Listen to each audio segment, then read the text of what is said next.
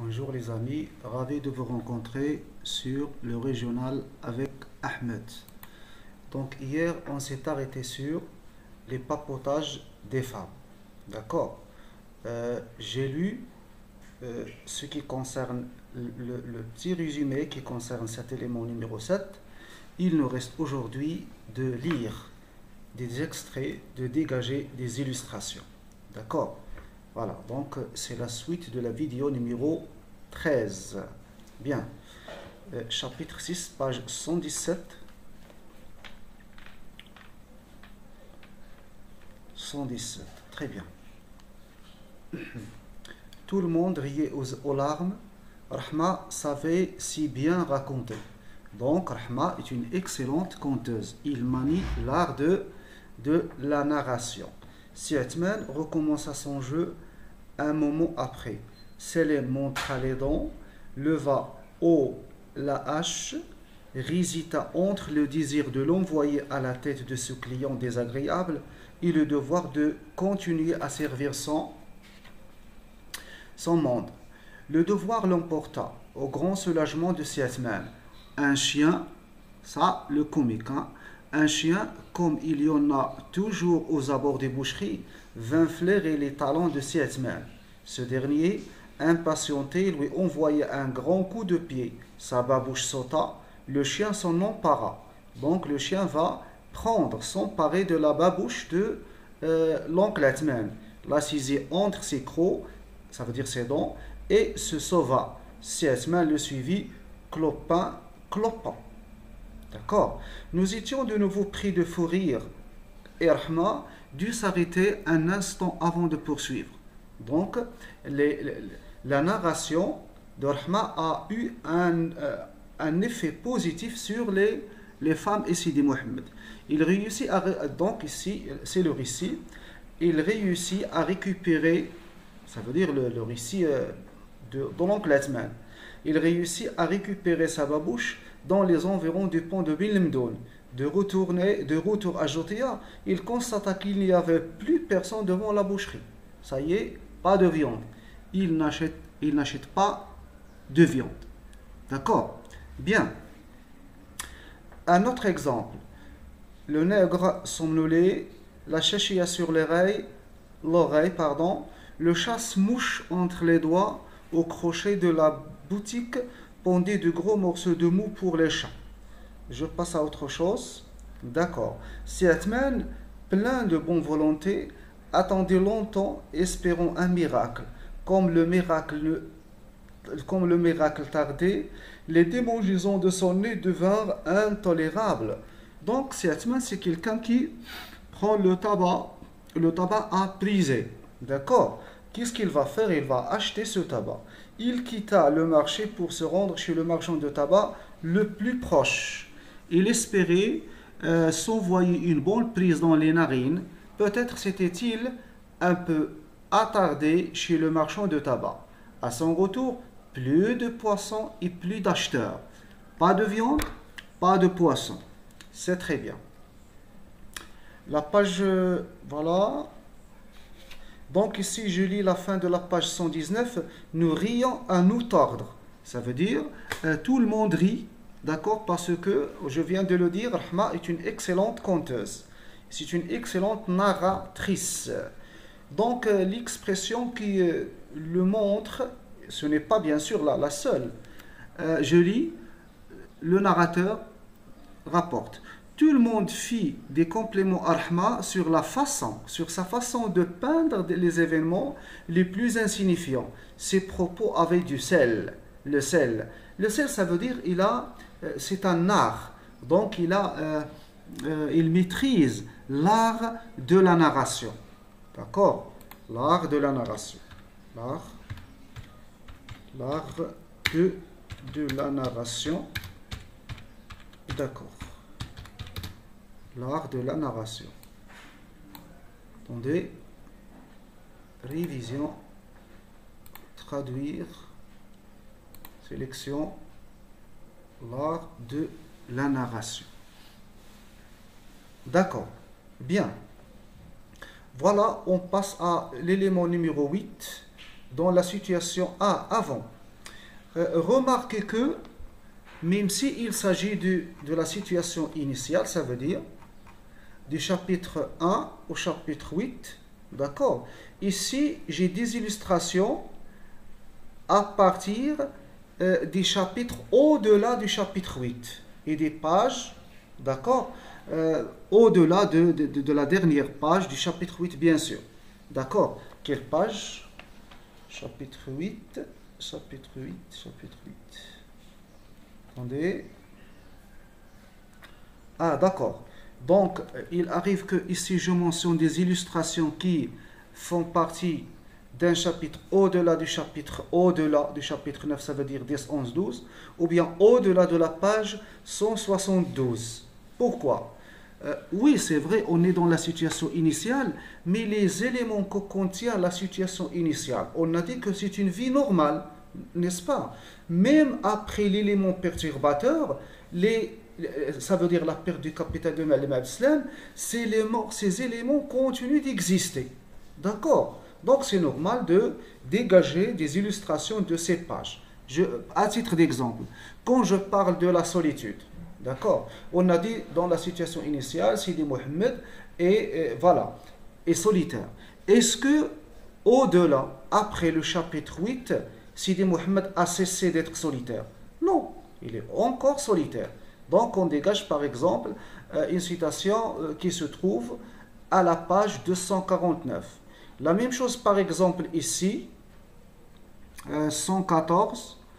La même chose donc ici, on verra chapitre, d'accord, d'accord, c'est bien,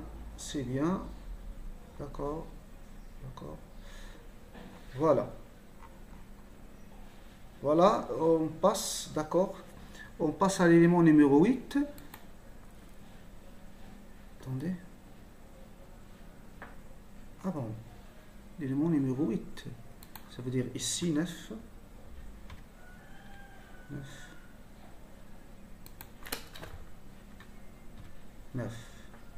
D'accord? Bien. Donc la querelle de la mère avec Rahma.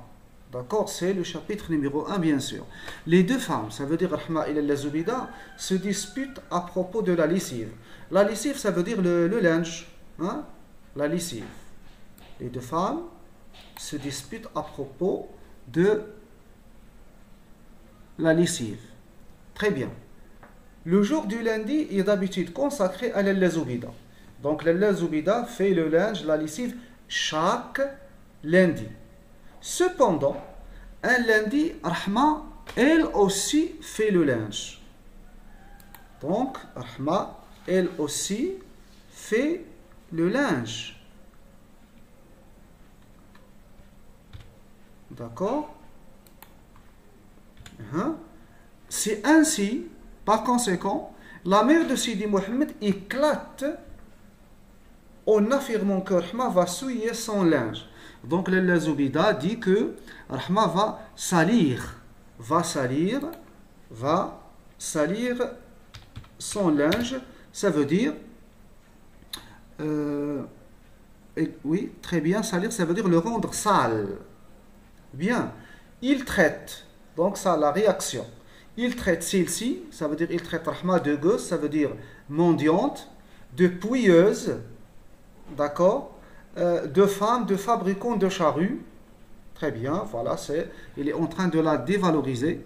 Pour bien offenser Rahma, il soutient qu'il est une authentique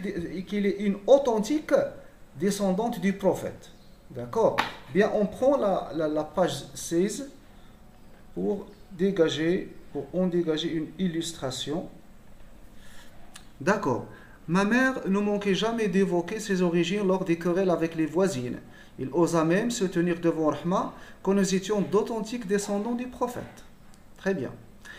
Ça veut dire il est une shérifa. Il existe des papiers pour le prouver. Des papiers gardés précieusement par l'imam de la mosquée de notre petite ville.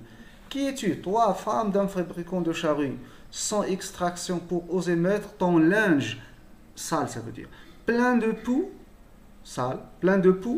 près du mien fraîchement lavé. Je sais ce que tu es. une mendiante d'entre les mendiantes, une domestique d'entre les domestiques, une va-nu-pied crottée et pouilleuse, une lécheuse de plats qui ne manque jamais à sa faim. Donc revenez à la leçon de langue. Quand j'ai parlé du lexique valorisant, dévalorisant, j'ai lu ce passage, je l'ai expliqué. D'ailleurs, il est clair. Donc ici, le Zoubida est en train d'insulter. Hein? Et il est en train d'insulter, insulter,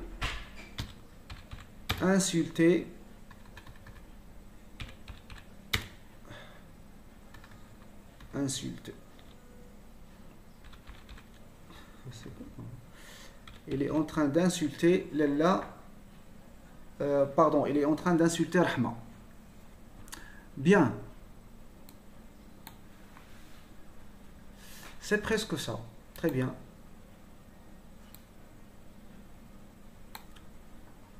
On passe maintenant, d'accord. Voilà. Très bien, je m'arrête là. Le passage est si long. Je passe à l'élément numéro 9. Donc le narrateur évoque quoi? Aussi les sauts d'humeur de Lalla Zoubida, ça veut dire de la mère du narrateur, de Sidi Mohamed. Lalla Zoubida est lunatique. Qu'est-ce que ça veut dire un personnage, une personne lunatique? Dans la boîte à merveilles, nous avons un personnage lunatique. C'est un personnage qui change rapidement d'état d'âme. C'est un personnage qui a des sauts d'humeur. D'accord? Lunatique. D'accord? Lunatique, ça veut dire c'est quelqu'un qui passe, par exemple, de la joie à la colère facilement. D'accord? Donc, il change rapidement d'humeur. Lorsqu'il est très heureuse, le soir, il a l'air moussard. Donc, quand le matin, il est heureuse, le soir, il commence à pleurer. D'accord?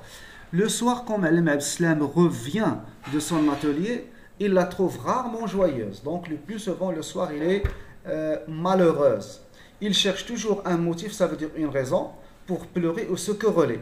Se quereller, ça veut dire échanger, se bagarrer verbalement. Face à cette attitude, le tisserand reste calme. Comme vous le savez, Malim Abdeslam, c'est quelqu'un de calme, ce qui l'engage davantage et la pousse à le traiter d'indifférence. D'accord. Davantage. D'accord. Davantage. Donc ici, je mets ici indifférence. Donc, attendez. L'indifférence.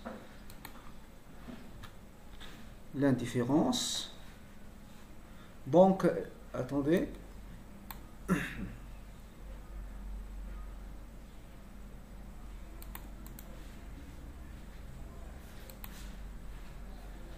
Oui, davantage, très bien, c'est ça.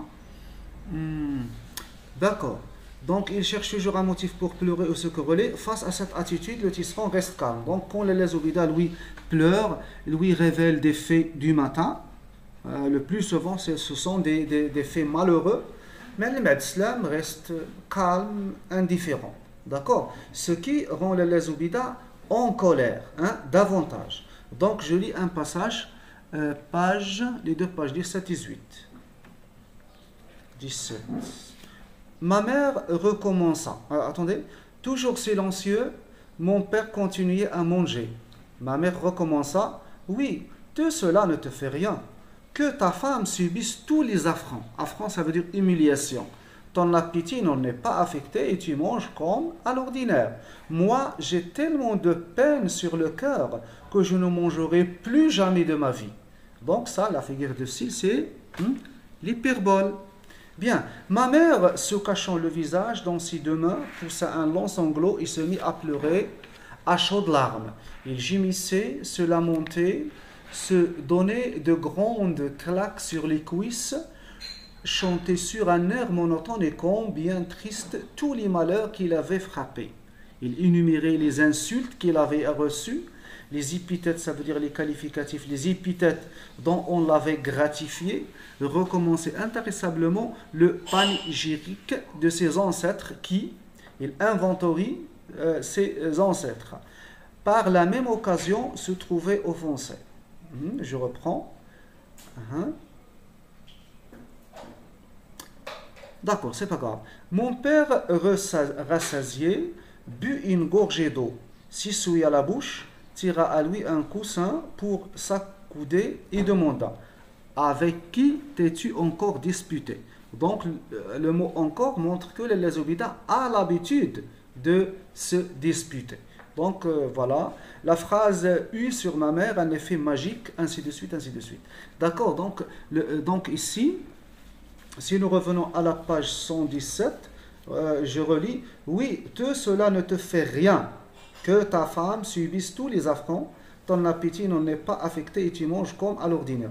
Donc ici, les Obidas accuse son mari d'être comment? D'être indifférent. Donc, indifférent. Indifférent. D'accord. Indifférent. Voilà. Il le taxe d'indifférence. Voilà, ici nous avons le mot. Très bien. Oui, c'est juste. Donc on passe. D'accord, on passe à l'élément numéro 9. Dans la boîte à merveilles, le narrateur évoque les infirmités de l'enfant, ça veut dire les maladies. D'accord, infirmité, ça veut dire maladie de l'enfant. Voilà, très bien. Sidi Mohammed est fragile, c'est un enfant fragile. Ceci est clair dans la situation initiale, mais or, après le chapitre 8, ça existe aussi. Sidi Mohammed est fragile, d'accord? Il tombe malade plusieurs fois. Il lui arrive même de s'évanouir. Après l'altercation de sa mère, Erhma. Donc il s'est évanoui, il est tombé par terre, il a perdu conscience. Après la dispute d'Erhma, il est là, Zubida. Très bien. Donc je prends le chapitre numéro 1, page 19. Page 19. La page 19. Ça c'est après la dispute. Je n'en pouvais plus, mes oreilles étaient au supplice. Supplice, ça veut dire douleur. Mon cœur dans ma poitrine heurtait avec force les parois de sa cage. Les sanglots m'étouffèrent et je m'écroulais aux pieds de ma mère, sans conscience. Donc là c'est quoi? C'est l'évanouissement de Sidi Mohammed. D'accord? C'est l'évanouissement de Sidi Mohammed. D'accord, prenons une autre page, la page 174. 174. Donc ici, quand je dis Sidi Mohammed est un enfant malade, un enfant maladif, c'est un enfant qui tombe plusieurs fois malade. Donc le plus souvent, il est atterré par la fièvre et les maux de tête. La fièvre. Le plus souvent ici, il est pâle. Il est pâle. Il a le visage pâle. La pâleur. Pas la pâleur. Bien. Donc je lis: la pièce roula, tanga, fut emportée à travers l'espace. Donc ici, Sidi Mohammed, le narrateur relate le vertige de lui-même lorsqu'il était enfant, bien sûr. Le vertige. Il a le vertige. Très bien. Très bien. La pièce, ça veut dire la chambre, roula, tanga, fut emportée à travers l'espace, tournant sur elle-même, subissant la loi immuable des astres et des météores. Ma mère eut juste le temps de rattraper le bol qui commençait à se répandre sur les couvertures et m'allongea avec d'infinies précautions. Les battements de tambour sur mon crâne s'exaspéraient. Les objets peu à peu ne partaient plus à la dérive. Ma mère vint s'asseoir non loin de mon lit sur un matelas très bas. La femme du fabricant de charrues l'interpella. Zoubida, comment va Sidi Mohamed? Couvre-le bien et donne-lui à boire du thé chaud. Le thé chaud. Ça, c'est remède, médicament. D'accord. C'est comme un médicament. Du thé chaud, sans doute a-t-il attrapé froid. Fatma intervient de sa fenêtre. Je crois plutôt qu'il souffre d'une insolation. Insolation, c'est le fait de s'exposer au soleil. Ça veut dire c'est le soleil qui lui a causé ces maux. Insolation, déjà, insolation, soleil. Il faudrait lui entourer la tête d'écorce de citron, le citron, et de feuilles de menthe. Vous voyez donc, on se sert jadis autrefois des plantes médicamenteuses. Il n'y avait pas, on va pas toujours, il n'y avait pas de médecin, etc. D'accord? Bien. On prend la page 189. La page 189. Alors, je lis la page 140. D'accord. Quand ma mère revint, j'avais de nouveau la fièvre. Remarquez, la fièvre. La fièvre.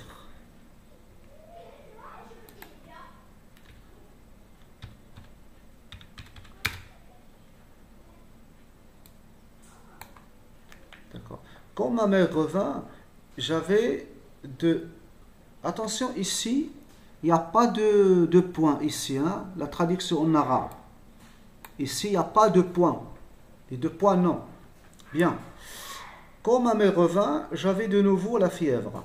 Il me couvrait chaudement, s'assit à côté de mon lit et pleura longtemps. Il chantonnait doucement, s'interrompait de temps à autre pour se moucher, reprenait son murmure. D'accord? Donc ici, je souligne, j'avais de nouveau la fièvre. C'est très bien. Voilà. Donc, voilà.